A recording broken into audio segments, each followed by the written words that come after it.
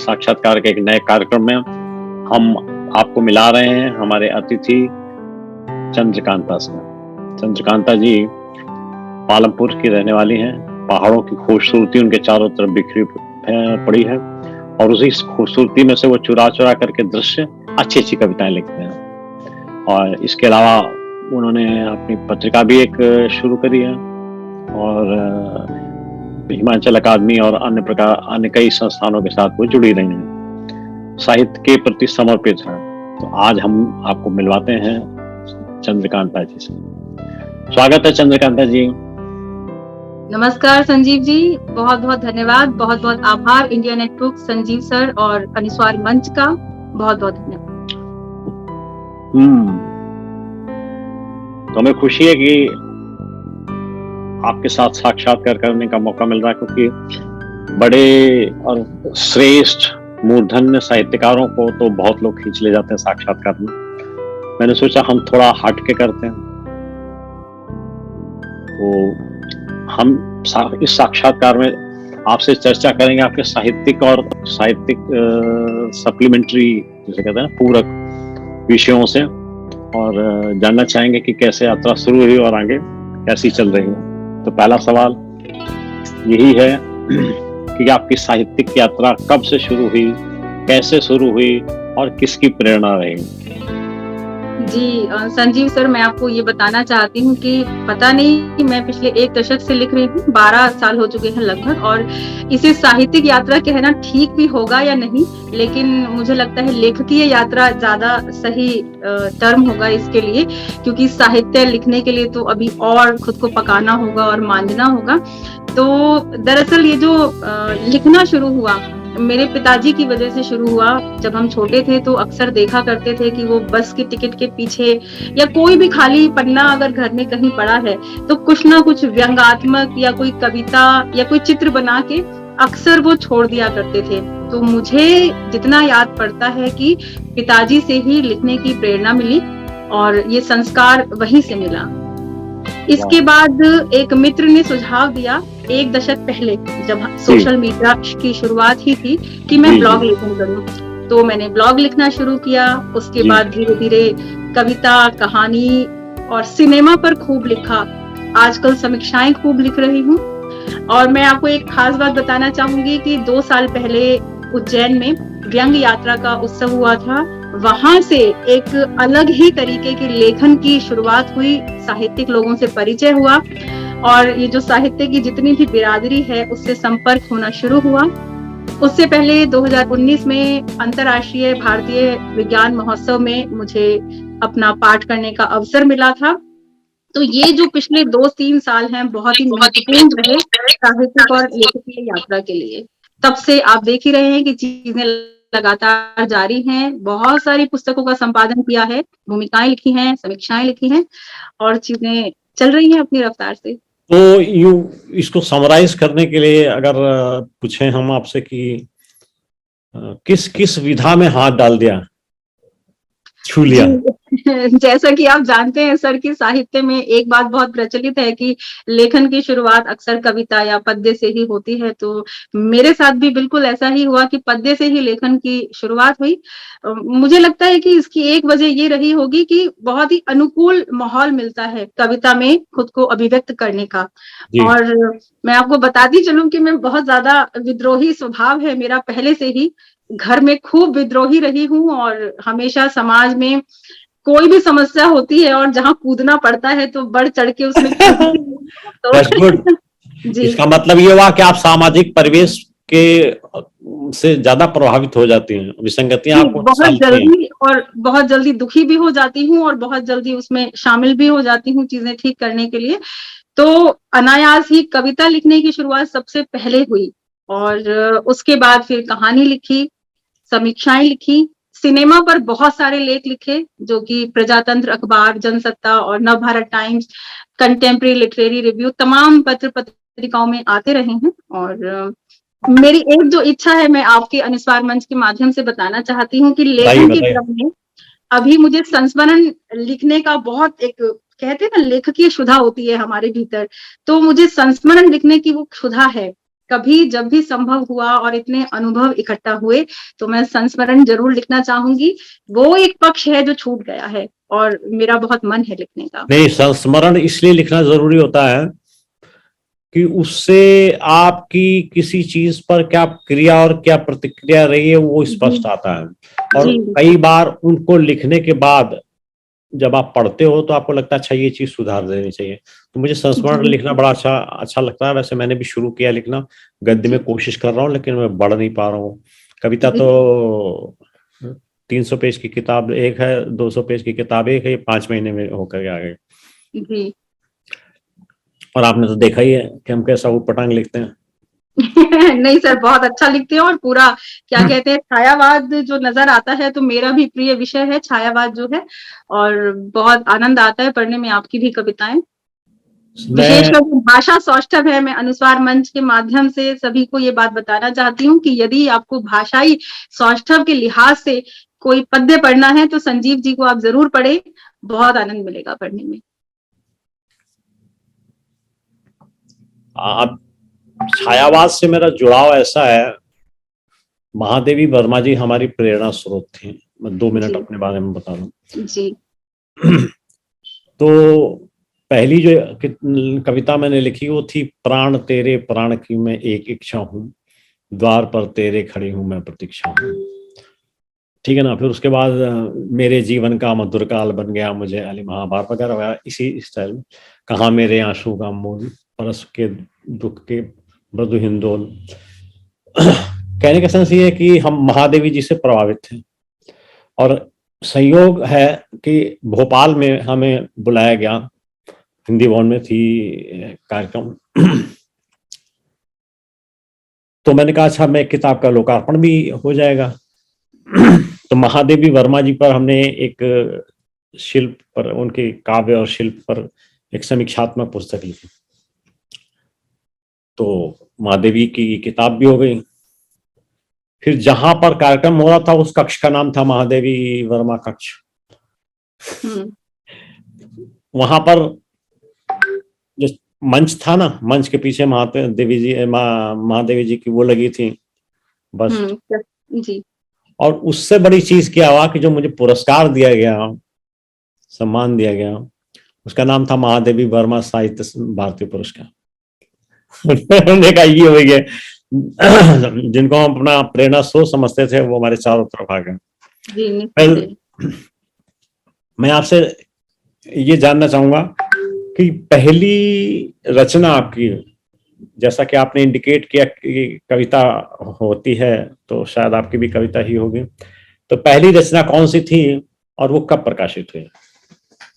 जी Sanjeev sir, दरअसल पहली रचना कौन सी लिखी तो मतलब इसका लेखा जोखा मैंने कभी रखा नहीं, लेकिन कविता ही थी। और मुझे याद पड़ता है कि आई ऑब्जेक्ट नाम से जो किताब आई है उसमें पिछले 10 सालों में जितनी भी रचनाएं लिखी, बल्कि 10 साल ही क्यों, पिछले 1.5 दशक में कॉलेज में या स्कूल में भी जो कविताएं लिखी थी वो उस संकलन में शामिल हैं। और नहीं, मुझे लगता है प्रकाशन शायद पहली रचना का प्रकाशन कब हुआ रचना मंथ? का प्रकाशन सर 2012 में हुआ पहली बार, बस ठीक। जनसत्ता अखबार में हुआ था। और मुझे रचना का शीर्षक भी ध्यान नहीं है, लेकिन लगातार उस वर्ष 2012, 13 और 14 में लगातार बहुत सारे अखबारों बस में रचनाएं छपी थी। जी। जी, विषय तो सामाजिक ही था, महिलाओं से जुड़ा हुआ हाँ और सामाजिक ही था। ठीक, सामाजिक सरोकारों पर लिखना शुरू किया आपने तो। बिल्कुल बिल्कुल हम बिल्कुल। चाहेंगे कि आपकी जो पसंदीदा कविता हो, जिसे आप बहुत याद करती हो या जिसे गुनगुनाते हो या जो भी, तो मैं वो सुनना चाहूंगा, हमारे दर्शकों के लिए आवश्यक होगा। मुझे सर देखना पड़ेगा, अगर इजाजत है तो या कार्यक्रम के अंत में या अभी मुझे फोन से देखकर ही सुनानी होगी हाँ करिए। एकदम अच्छा से। फोन पर ही आप कनेक्ट हुए हैं? जी, मेरे पास एक और है फोन और इस समय किताब तो नहीं है हाथ में, नहीं कोई मैं नहीं, लेकिन कोशिश करती हूँ। कोशिश करिए अगर हो जाए तो। जी,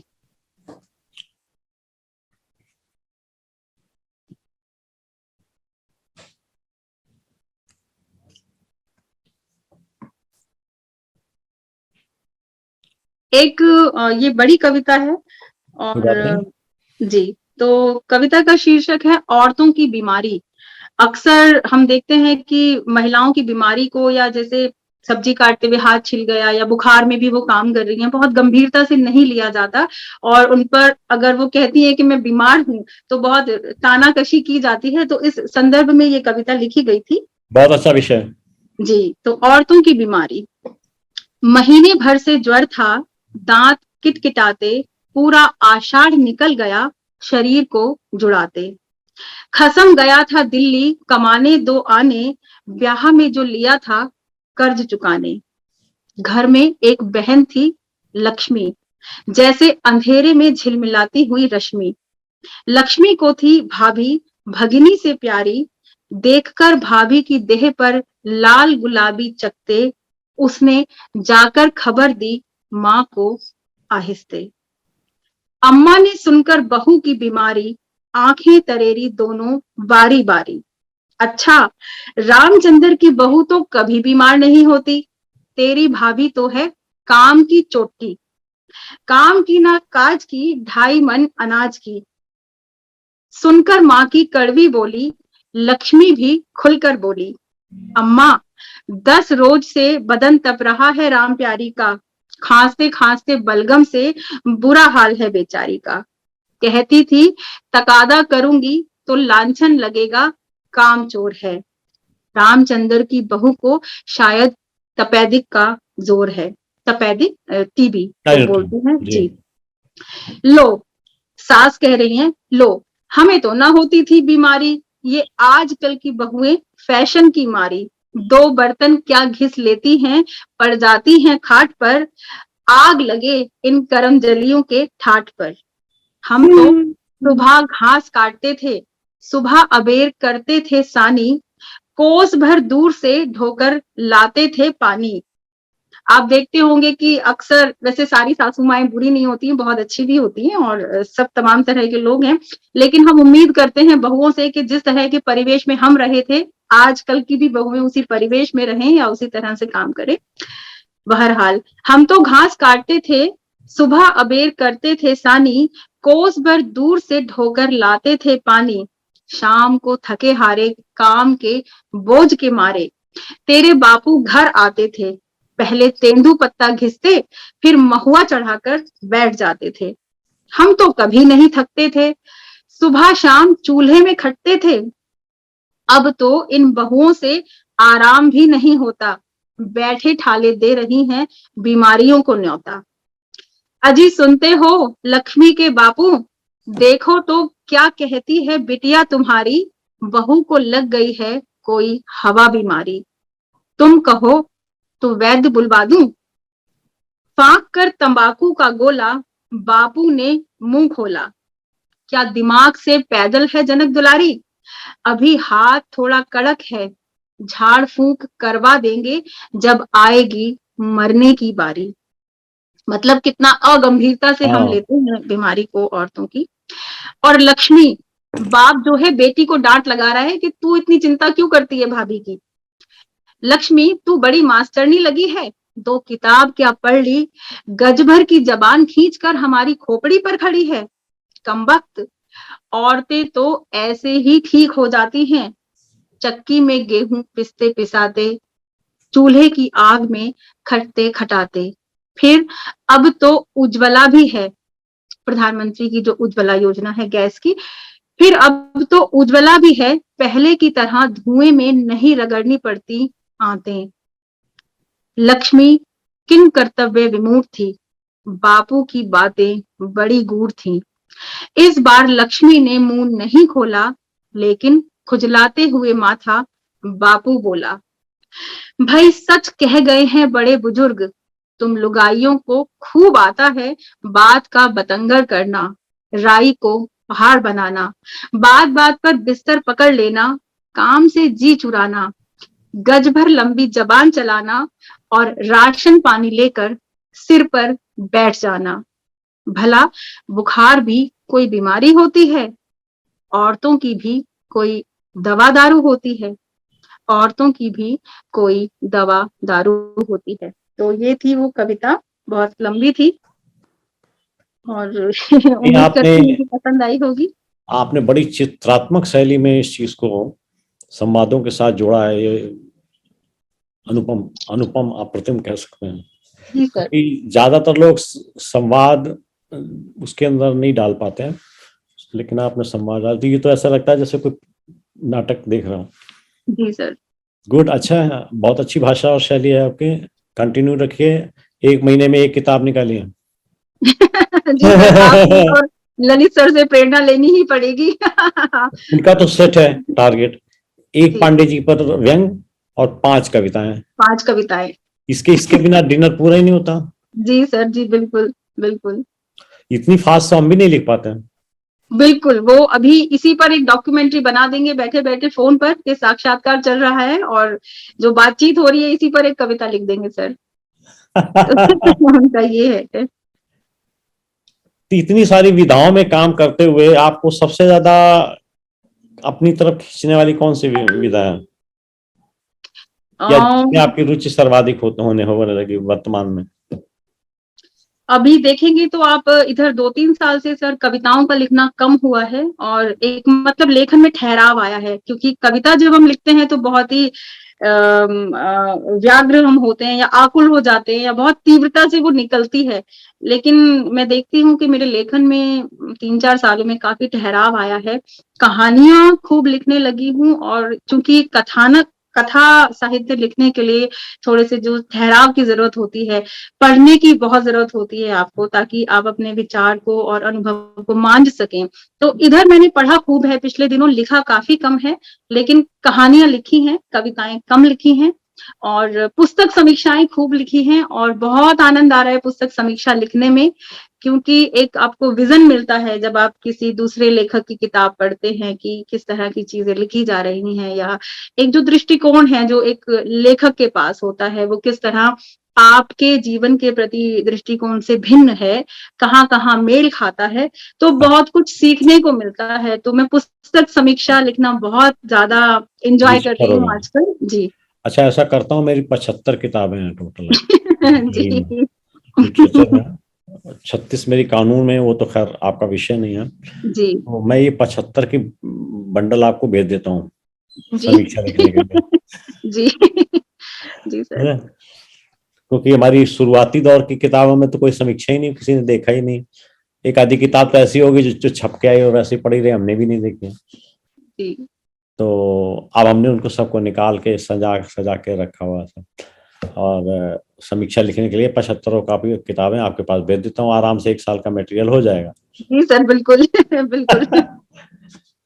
लेकिन सवाल ये उठता है, खैर बाकी तो ऑन द लाइटर साइड सवाल ये उठता है कि आपका कविता से कहानी की तरफ जो आपका प्रवाह हुआ है, या मन चेंज हुआ है, या ट्रांजिशन हुआ है, उसका कारण क्या हो सकता है?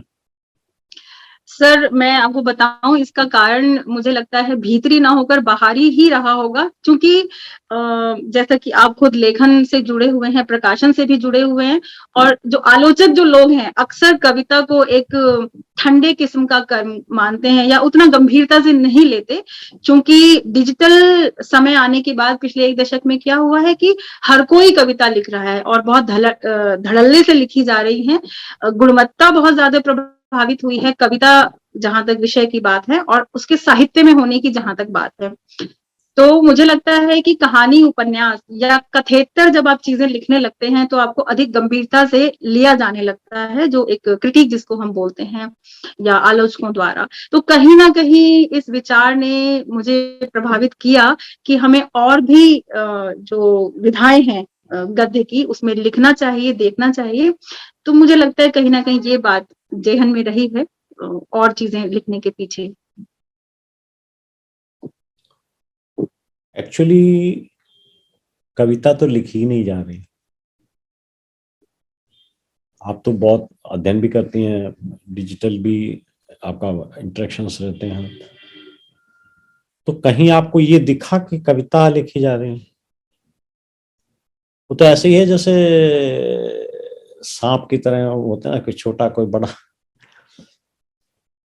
बहुत सारी कविताओं में तो इतना भी नहीं है कि उससे ये पता चल रहा है कि कहना क्या चाहते हैं। कहना क्या चाहते हैं। 70% केसेस में तो हम यही देख रहे हैं। प्रकाशन के लिए आती हैं, खैर हमें प्रकाशन कुछ हद तक करना होता है तो हम कर देते हैं, लेकिन कई कई बार मन नहीं करता। जी। और संजीव सर, मुझे लगता है कि एक जो और बड़ी समस्या है कि छंद, लय और तमाम चीजें, शब्द शक्ति, वो तो भूल ही गए हैं लोग। उसे ध्यान न भी रखे तो भी मतलब गद्य और पद्य का जो अंतर है वो कोई खत्म कर जरूरत नहीं दिया है। है, हम कहते हैं छंद में मत लिखो, जी। छंद मुक्त लिखो, है ना। छंद मुक्त लिखे जी, लेकिन छंद मुक्त लिखो तो रिदम तो रहे, रिदम रहे, बिल्कुल बिल्कुल। और आपका देखो अंत्यानुप्रास ना हो तो कोई बात नहीं, लेकिन कम जी, से कम थोड़ी बहुत गेयता तो है, अदरवाइज बेटा, तो वो गद्य हो गया। बिल्कुल बिल्कुल। तो गद्दा आजकल कैसे कहा जाए। जी, गद्दे का जो पैटर्न चला है ना कि गद्दे को ही 4 टुकड़ों में बांट दें, छंद बना दें उसी के, और वो बहुत कचोटती है वो चीज कि ये क्या हाल हो रहा है, ये कविता थोड़ी ना है। आप रोज नामचा लिख रहे हैं 4-4 लाइनों का और उसको कविता कह देते हैं, तो ये एक समस्या दिखती है पद्य में।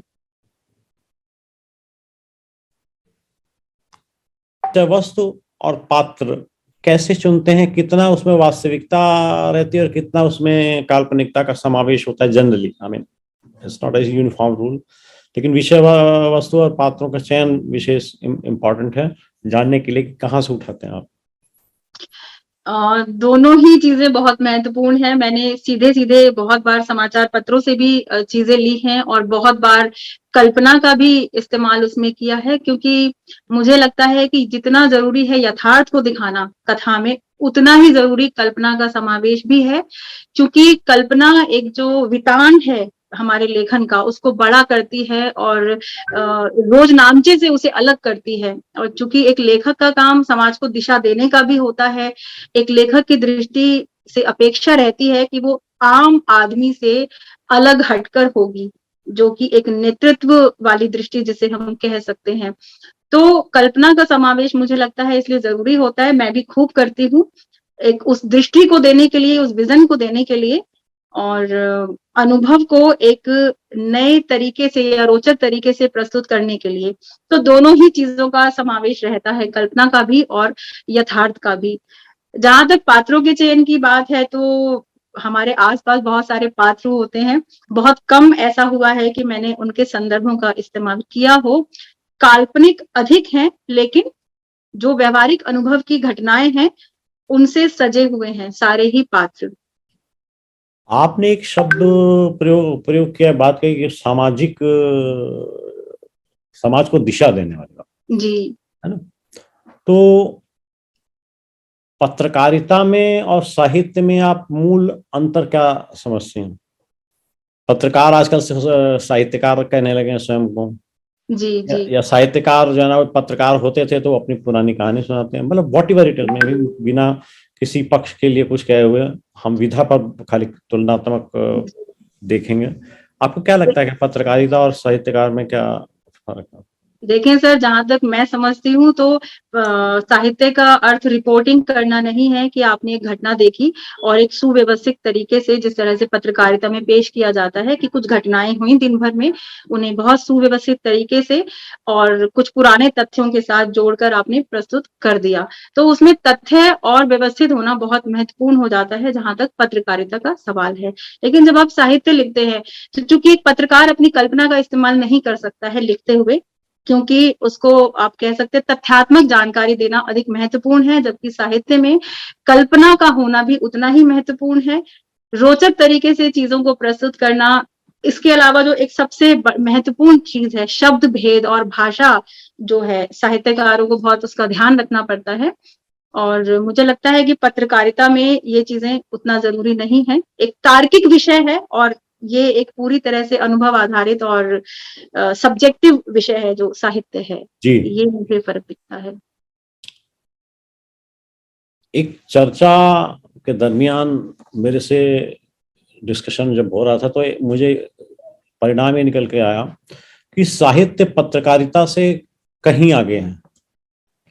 पत्रकारिता जैसे आपने कहा वो तथ्यात्मक आख्या प्रस्तुत करने का काम है, जी, उसमें स्वयं का कोई आप स्टेटमेंट या कथन नहीं जोड़ सकते हैं। जी सर। जबकि साहित्य के अंदर तो हम तथ्य तथ्यात्मक कल्पनात्मक दोनों ही सिरों को एक साथ जोड़ लेते हैं जी। और उसके साथ साथ समाज को एक दिशा भी देते हैं, जो पत्रकारिता में संभव नहीं है। क्या कहते हैं आप?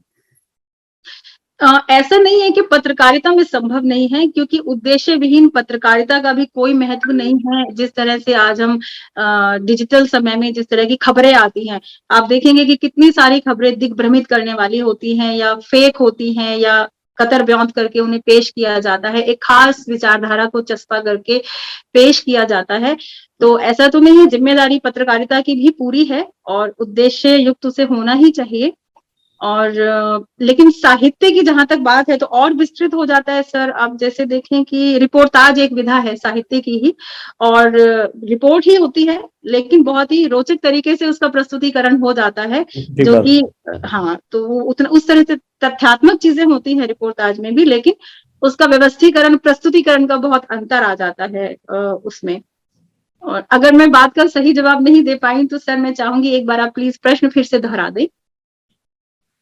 मैं बता दूंगा या प्रश्न बता दूंगा। इस संदर्भ को मैं एक जगह जोड़ना चाहता हूँ, उस पर आपकी राय चाहूंगा। संदर्भ ये है कि लोकतंत्र के 3 स्तंभ कहे जाते हैं, विधायिका, कार्यपालिका और न्यायपालिका, ये तो हम सब जानते हैं। जी। पत्रकार वर्ग कहता है कि साहब हम चौथे स्तंभ हैं। हाँ। तो साहित्य को कम से कम 5वां स्तंभ तो कहा जाना चाहिए।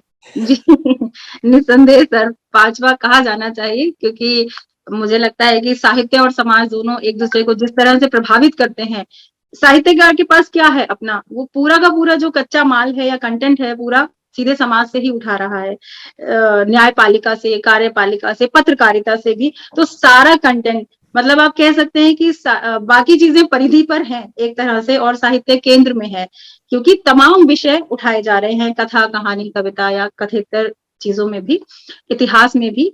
तो इसमें बिल्कुल कोई संदेह होना ही नहीं चाहिए तो यदि हम ऐसा है कि आपका जो स्टेटमेंट है, कथन है, वो इस सहमति की ओर है, ठीक है ना?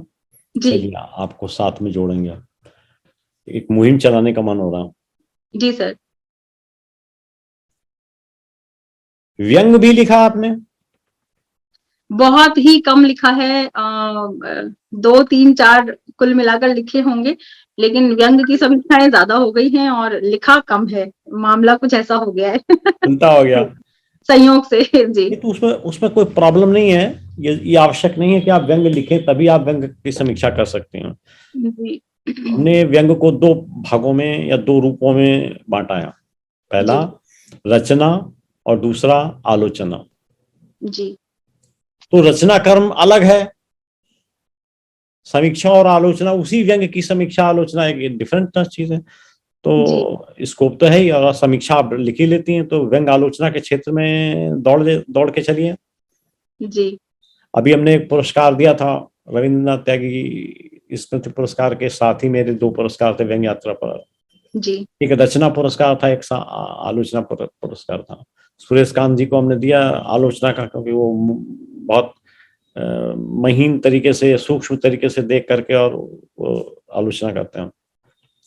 तो स्कोप है आलोचना का, आप समीक्षा की टोकरी ले करके घुस जाइए। जी। जी।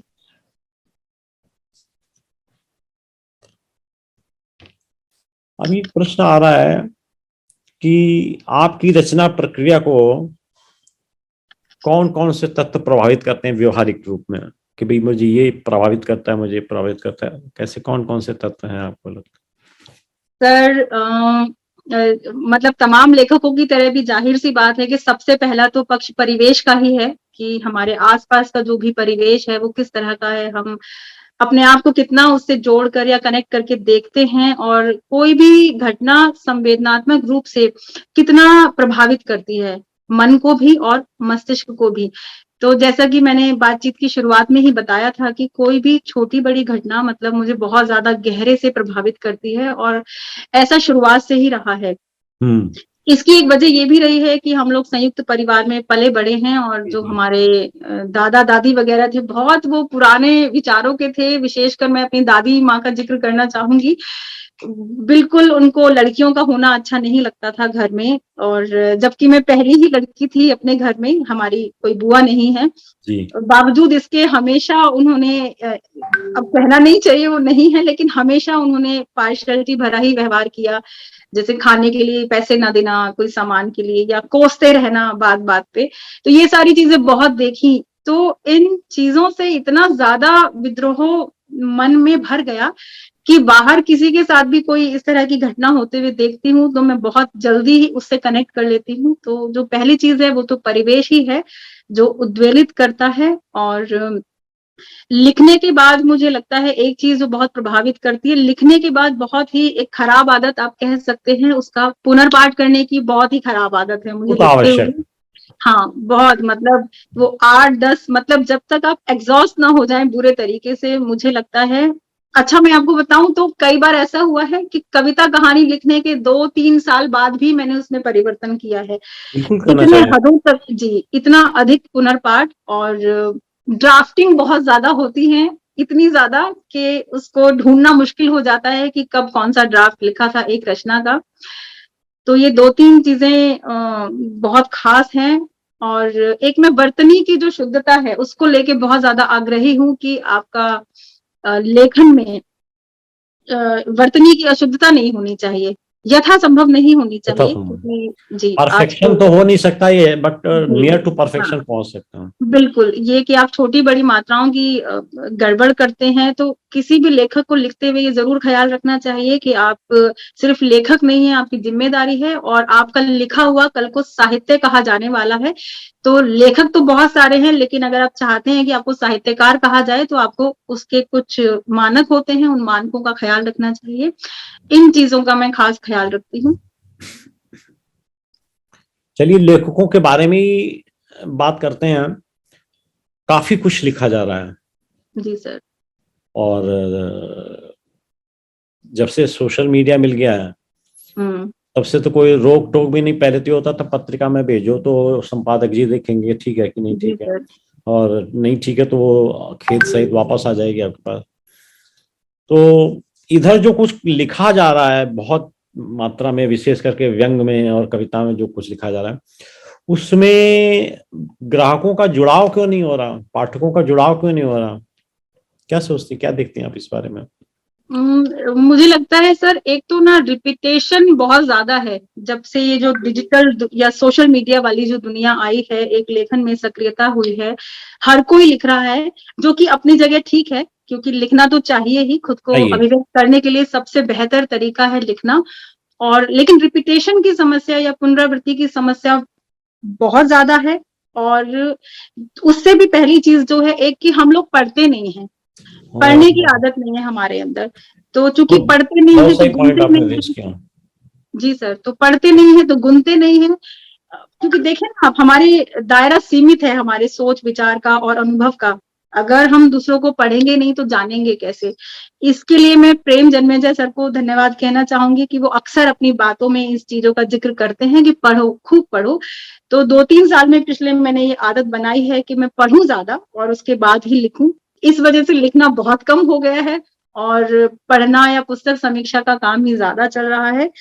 तो फास्ट फूड वाला जो लेखन है उस पे ना जाकर हम थोड़ा ठहराव के साथ अगर लिखें, वैसे हालांकि काफी लोगों में बहुत बहुत अच्छी क्षमता होती है, जैसे खुद आप ही हैं या ललित सर हैं, जो लगातार लिखते रह सकते हैं और लगातार अच्छा लिखते रह सकते हैं। लेकिन पढ़ने के भी हमारे पास एक होना चाहिए, नियमित रूप से हम पढ़ेंगे तो मुझे लगता है खुद मेरे लेखन में सर बहुत ज्यादा सुधार इस चीज से हुआ है। तो मैं बाकी लोगों को भी यही कहना चाहूंगी कि आप पढ़ें तो उतना अच्छा निकल के भी आएगा, और पाठक तो तैयार ही हैं आपको हाथों हाथ लेने के लिए, क्योंकि उन्हें रियली, भी तो कुछ नया चाहिए ना। रियली।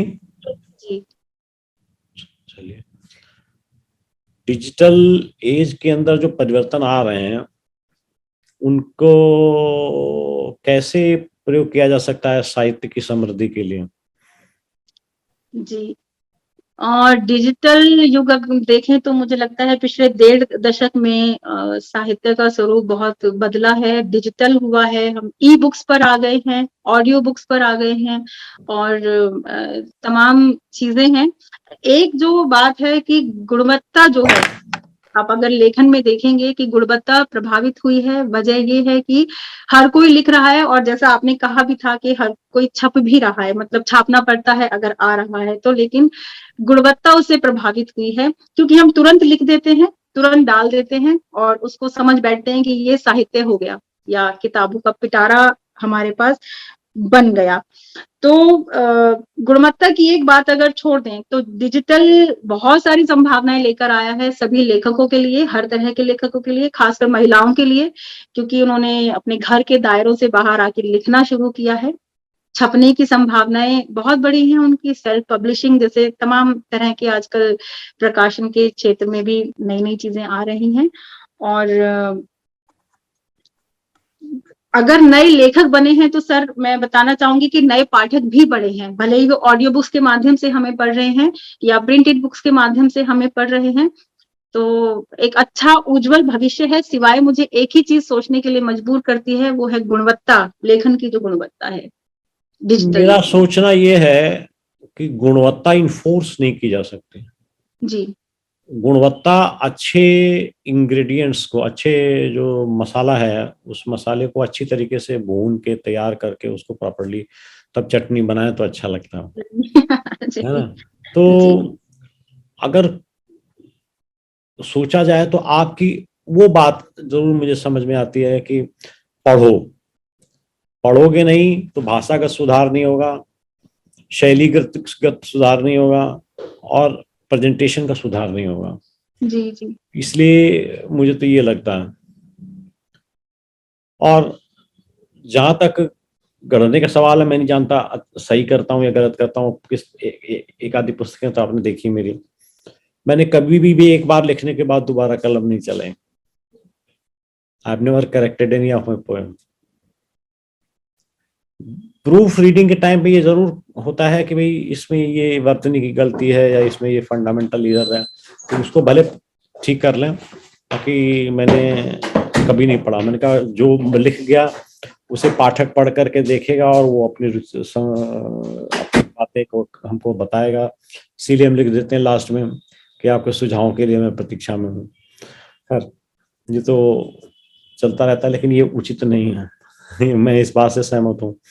हवाई जहाज उड़ाने से पहले उसकी एक बार टेक्निकल चेकिंग होती है, तो वो टेक्निकल चेकिंग करके तब बढ़ना चाहिए। अच्छा है, आजकल किस पर काम कर रहे हैं आप, कहानी पर या साक्षात्कार पर? अभी तो सर तबीयत ठीक ना होने की वजह से साक्षात्कार रुके ही हुए हैं, 2-3 महीने हो गए हैं। तो इधर एक कहानी की किताब आनी है तो उसी पे काम चल रहा था, और एक उपन्यास आना है नए साल में। जनाना आया तो है आपका, एक उपन्यास ही तो है वो, कहानी संग्रह? कहानी संग्रह है अच्छा। जी। और ग्रीक क्लब नाम से एक उपन्यास आना है, तो उसी की बस तैयारी चल रही है, कब आए और कब पाठकों की प्रतिक्रिया मिले कि किस तरह का लेखन हुआ है, क्योंकि लंबे अरसे बाद 2 किताबें आ रही हैं फिर से। तो बहुत उत्सुकता है जानने की कि दर्शक पाठक जो हैं किस तरह से इसको लेते हैं। और जी तो जब आपकी कोई पुस्तक आती है, प्रकाशन के बाद आपको प्राप्त होती है, तो उसको लोगों तक पहुंचाने के बारे में आपके क्या प्रयास होते हैं? देखिए सर, खुद से पहुंचाना ही नहीं पड़ता, लोगों की डिमांड पहले ही आ जाती है कि किताब चाहिए, पता ये है और भिजवा दें।